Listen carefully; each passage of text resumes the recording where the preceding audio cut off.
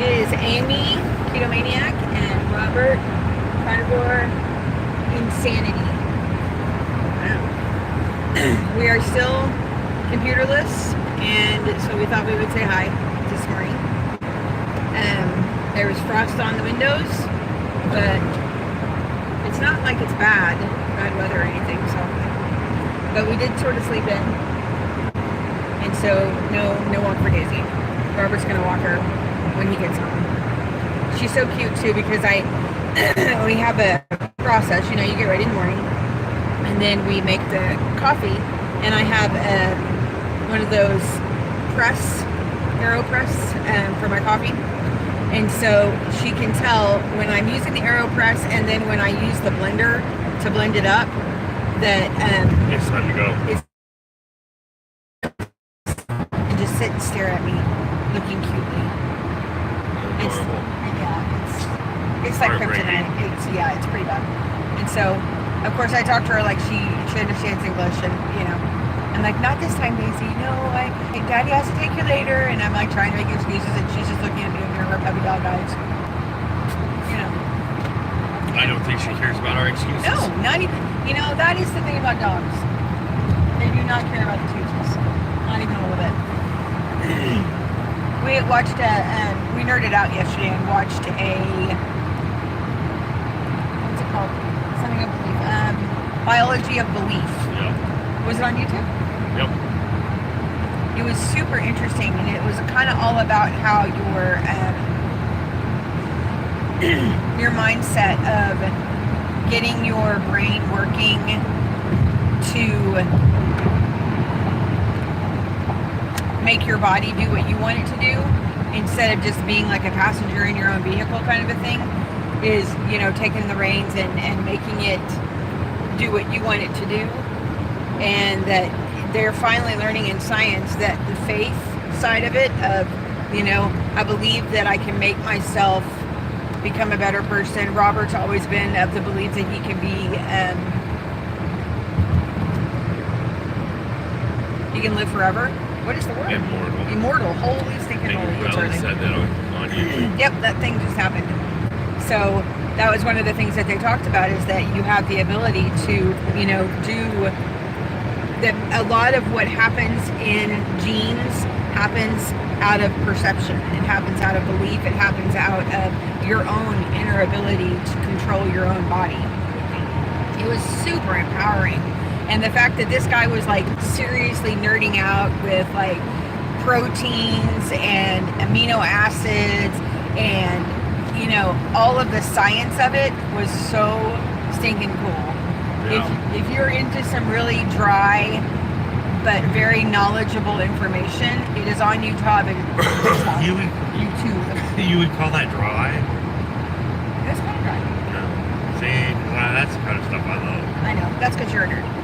I mean, I had to get up a few times and like jump on the trampoline a little bit while I was watching it because it was just super interesting. But it's like going to class. Yeah. So it was an hour and a half long class on genes. No, it was 3 hours. It was 3 hours. It was over 3 hours. It's like 2.5, 3 hours. Oh my heavens. Okay, maybe it wasn't as bad as I thought then because I don't remember it being that long. But yeah, biology of belief. No idea what the guy's name is.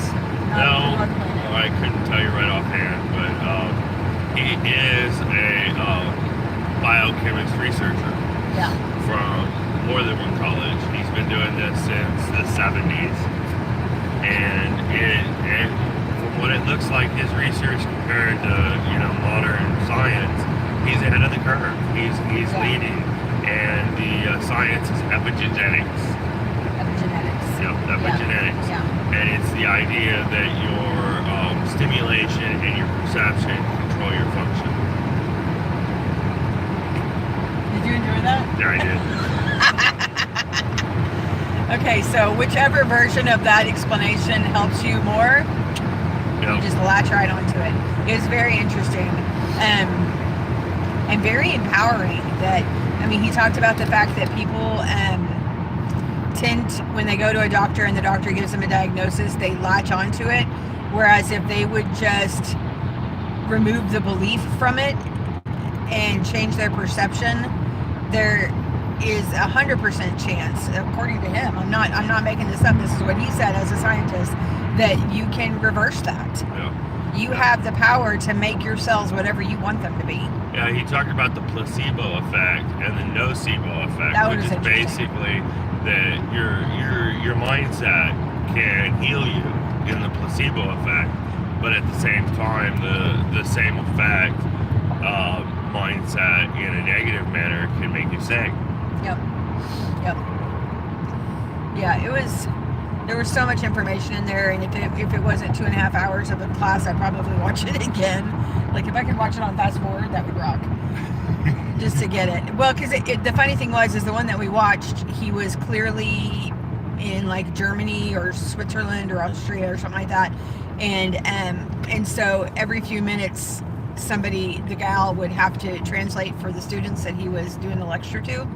And so it was kind of really like choppy, and then like you'd hear a girl's voice every now and then, and for a while you didn't know what it was, and it was just kind of a weird thing. And then once you kind of figured it out and they let her be on stage, it was fine.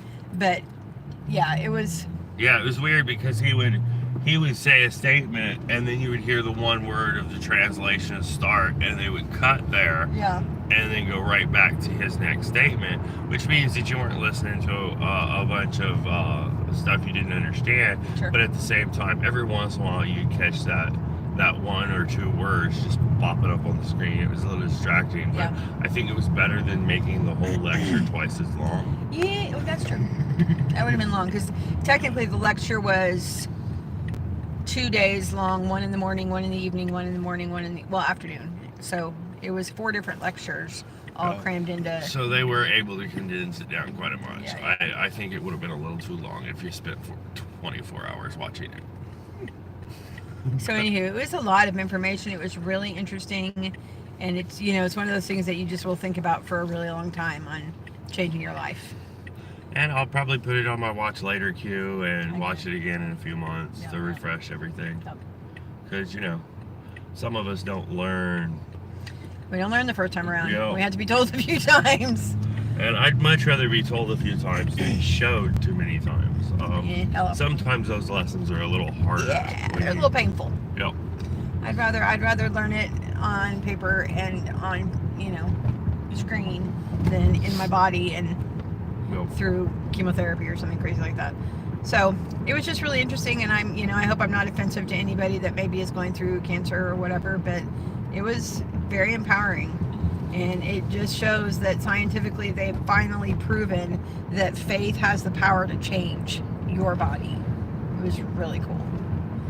Okay, I'm almost at work. Just wanted to say hi and practice our live chatting on. Oh, don't miss my turn. I almost missed it. You almost missed my turn.